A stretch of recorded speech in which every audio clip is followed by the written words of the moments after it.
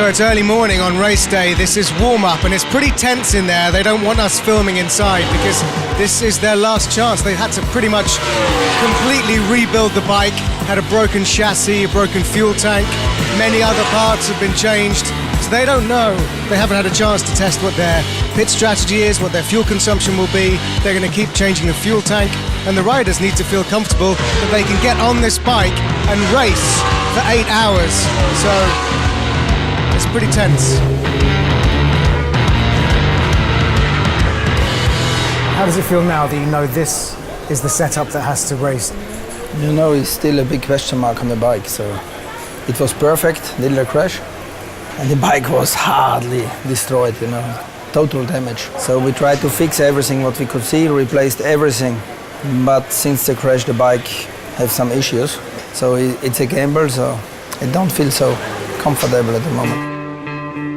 Unfortunately, I crashed yesterday night practice, so I'm really sorry to the team for the work. They worked until 3 in the night. So today was just to check the bike, and now we found the problem. Looking forward, tomorrow will be hot weather, so good for our tires, and yeah, hopefully we have a good race. Just the main frame is still this from the crash, because these they like normally this frame. So we have two identical bikes, but they like one more than the other one. We have a spare bike, but every bike have a character, and they like this character more. So it's our race girl. But even after dozens of crashes over the years, this team's backbone is still strong. Rooted in the rolling Austrian countryside, YART's brand new home is a haven of expertise, friendship and understanding. Not least from team manager and founding father, Mandy Kainz. Biggest crash what I have and what was ended my career. I was last. I still wanted to win a sprint race. I came back to second place and then I had a huge crash. It was 7 months in hospital and to learn to walk again and everything. So I love the sport so much that I decided to found a team in 2000. Early stages I tried to race myself, but it was too painful, and to organize everything, to be truck driver, manager, everything in one person is quite impossible. So, and step by step we improved. We got access to better rider, better material, better rider. And finally we got in 2009 the first title. Today, a second title is still on the cards as the championship roars on at a searing hot Slovakia ring.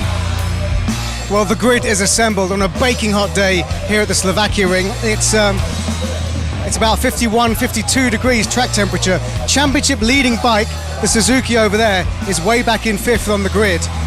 In second on the grid is the GMT 94. They're second in the championship. And third in the championship, the Kawasaki isn't even here. So a real chance for the YART team to make up some places in the championship. Here's the bike in pole position. Let's see if we can dive in behind and have a quick word.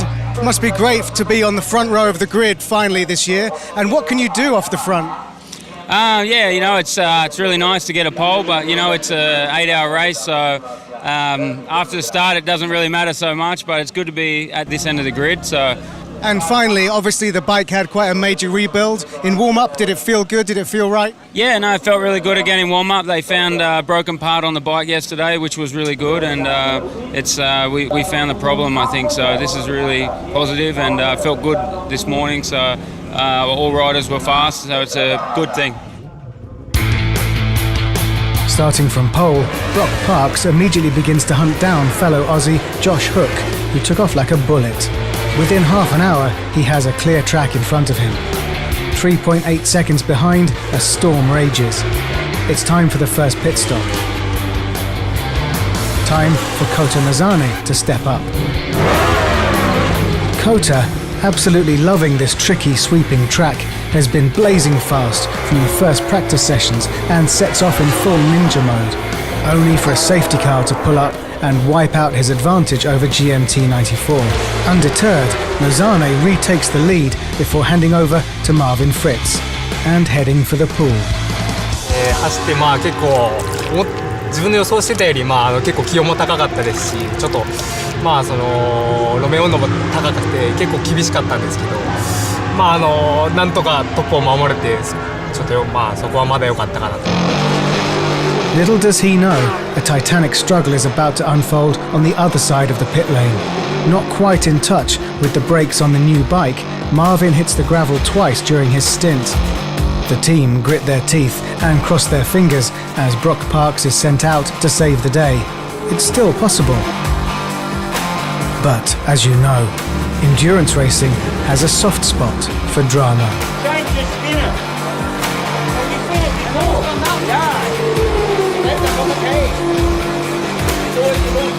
A part as modest as a chain bracket bolt can ruin your race in a snap.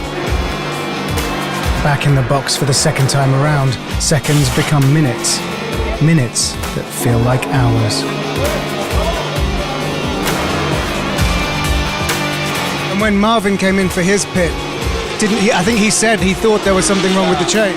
He heard already, but I didn't want to give up the lead or the victory, so we tried to continue, but looked like it was not possible, so Brock had to come in. And we could see that Brock was frustrated when he went out. He was doing some great lap times, frustrated when he came in. How do you manage that side of things? Frustration is a quite positive description of his mood. So I think he was really pissed off. Laps behind their championship rivals, and with just over 2 hours to go, Team YART knows they've been robbed of a fighting chance.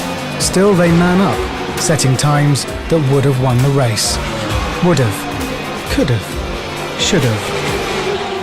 The thing was, I spent 10 laps, I think, maybe riding around, letting them know about the problem. So when I came in, I was expecting the problem to be fixed and not sent back again. So that was the disappointing thing. But, you know, I just hope that we can, you know, turn it around in Suzuka and maybe something go our way. So Suzuka's, for me, the biggest race for the year, and I just want to go to Suzuka now and I have a clear head. So what should have been a Midsummer Night's Dream for the team has turned into a bit of a nightmare. Some positives to take away, of course. Some great, consistent lap times, some brilliant riding by young Kota Nozane, and the tyres performed brilliantly, but ultimately, massive disappointment. I guess we'll have to wait until the land of the rising sun to get that elusive win.